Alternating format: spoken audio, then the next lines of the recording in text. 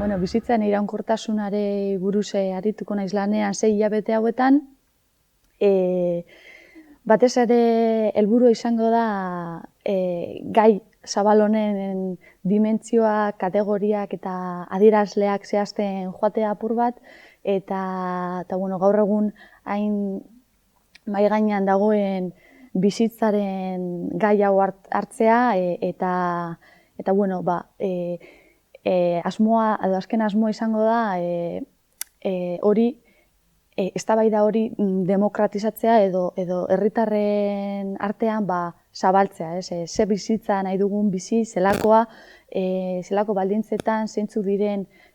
bizitza bizigarri edo iraunkor horren beharrizanak eta nola asetuko ditugun horiek.